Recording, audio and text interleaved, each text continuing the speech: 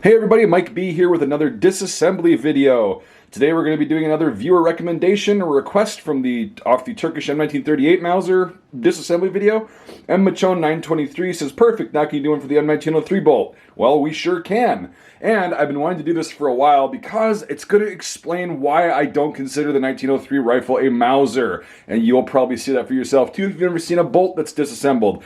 So take a look at my first video for a 98 action bolt, and then this one will be the 1903 and you'll see exactly what I mean. But for those of you that just don't know how to disassemble a 1903 bolt, or you find it very daunting because it's different and there's a couple parts in there that can be kind of iffy, well, we're going to dive right in. This video is strictly for maintenance and repair purposes only. So, with any firearm, whenever you're handling it, make sure that the weapon is clear. So this is actually clear. We've got nothing in the chamber and nothing in the magazine. So, this thing on the left side of the receiver is called the magazine cutoff. So right now the magazine cutoff is off, which means that it's designed for single loading rounds in, so you don't touch the rounds of the magazine, and when you flip that up, it engages the magazine. So, it's also the bolt release. So if you flip this to this half position right here, like that, so you got off, on, and half, the bolt will come out of the receiver, and then you can consider this field stripped. Just like most bolt action rifles, you'll find that a common theme. Once the bolt is out, you're free to run a rod or something, or a bore snake, through the actual bore itself, and clean the outside of the bolt, lube it, all that stuff. That's just a basic field strip. Now we're going to be actually taking this bolt down to where I usually take it down to. Some people might go farther with it. I choose not to, but we'll get there in a second. Now, just like on the 98, you can field strip it without doing this little step right here. But if we're going to be field stripping this, the bolt itself, you're going to want to flip that safety flag up. Now, you don't have to. There are a couple different ways to do it. I'm going to show you the way I do it. If you want to see the other way I do it, the alternative way, I guess, it's a little bit more finicky, and I would recommend being more experienced before you do that. This is going to be the easier way if you're newer to this whole bolt. But if you do want to see that, I can make another video on that, so throw it in the comments. Anyway, here we go. We've still got this, magazine cutoff, or a bolt release, flip to the half position. And I've got this safety lever up to the half position. We're going to take the bolt out of the receiver, and you can set the rifle aside for this one. Unlike the 98, it does not have a takedown disc because we don't really need one. So, the reason I flipped the flag up right here is because it just makes it easier to just push this little button. Come on, focus. Work with me here. All right, hopefully today it'll focus. This little button right there, you just push that in. There's no effort required. And I just use the cocking knob to, slash firing pin carrier, whatever you want to call it, cocking knob, striker. Who knows? That's actually the striker slash firing pin. Now, this is where the similarities between the Mauser bolt and the 1903 end, and it's going to get a little bit weird here. So, now what we have to do is we have to release the little bit of tension on this firing pin spring, because there's a boatload of tension on there right now, and it's not going to allow us to take off the firing pin slash striker. Yes, this is a separate piece. So I'm saying it's not necessarily a Mauser action. It's not a 98 or anything like that. It's actually quite the opposite. So, how do we do that? Well, you got to flip the safety down. Well, you're working against all that tension on the cocking piece. So what you have to do is you have to grab the, I guess the bolt sleeve. I guess that's what people call that, the bolt sleeve right here. You'll notice how it's got two little places ready to grab. Keep your fingers and everything away from the sear right here. Do not put your fingers down there. Grab it like this and simply push the safety down to the off position, and it will release that tension. Don't get freaked out. Here, I'll do it later. I'll do it, or you can just replay that part, because now we're ready to disassemble the firing pin. So, yeah, that's now in that position. Now you take the cocking piece with the knurling and everything, you place it on a decently hard surface or a stable surface, and now we're going to do the tricky part. So what we're going to do is we've got this like little ribbed nut or band here that we can actually use to grab, and we're going to be manually depressing and relieving, or adding some of the pressure onto here to get this firing pin spring to move down this way instead of this way, because that's where the tension's going, because we have to remove this. Now this is going to be quick.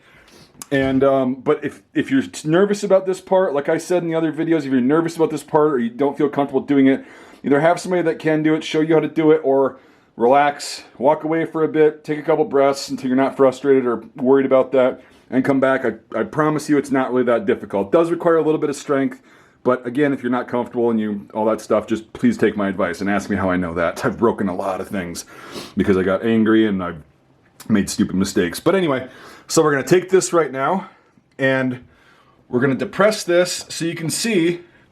I'm going to keep the tension on there. You can see that there's a kind of end right there. This striker slides onto. Now you pull the spring back, and you can hold it back fairly decently, and you actually remove the striker / firing pin, and then carefully release the tension on the spring so this part doesn't go flying, and then you've got the spring tension relieved.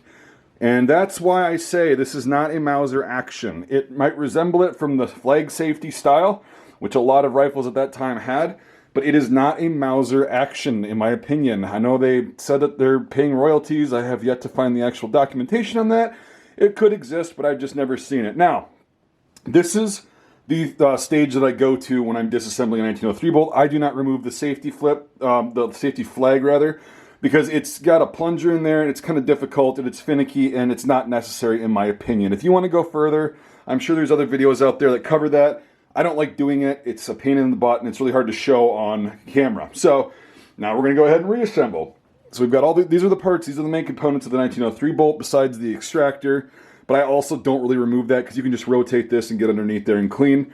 And it's kind of a finicky thing to remove as well. So that's just me personally. Sorry if you wanted to see it go further, but this is what I consider adequate enough for deep cleaning of the bolt on the 1903.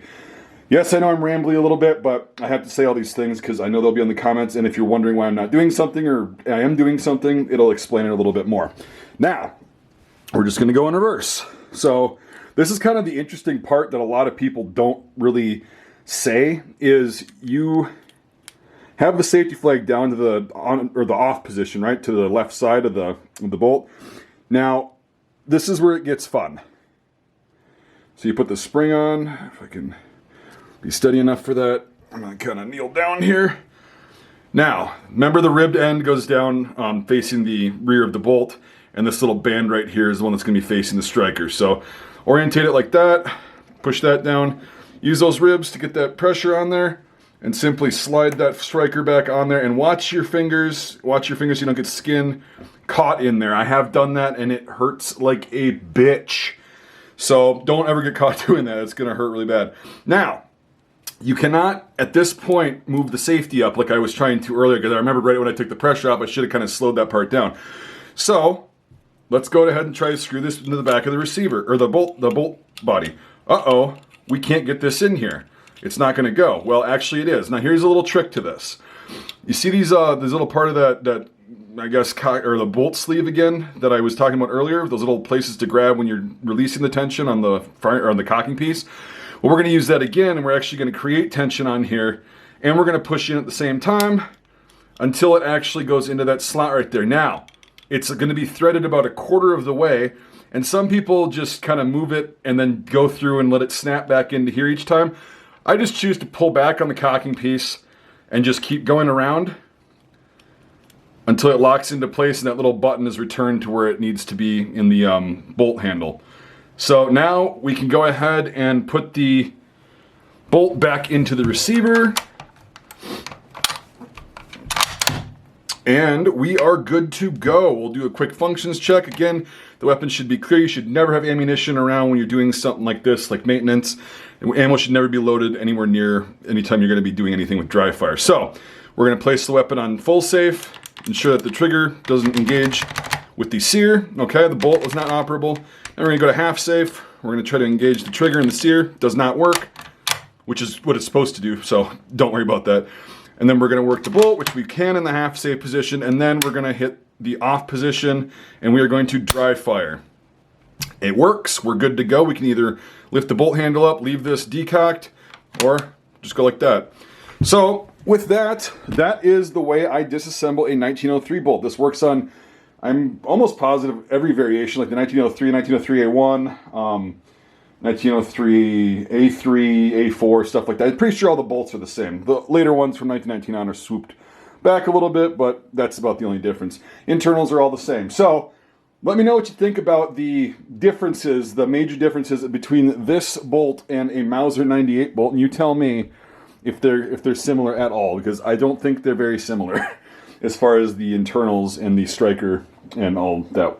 The safety, sure, that might be the same, but that's about where it ends for me. Anyway, Thank you so much for watching. Thanks again for the suggestion. If you have something that I have in my collection that you would like to see disassembled for reference and maintenance purposes, please just let me know in the comments. I'll try to get to it. And if you like this video and you found it helpful and you want to consider supporting me financially so I can get more content or more stuff to make content with like this, you can become a Patreon supporter or a YouTube channel member for $5 a month or more. You get into my Discord server. You don't have to do $5. There's a $1 option. But if you do $5 or more, it gets you into my Discord server, which is really fun. If you don't want to do that, I totally get that. I appreciate you watching. Thank you so much for watching, everybody, and we'll see you on the next video.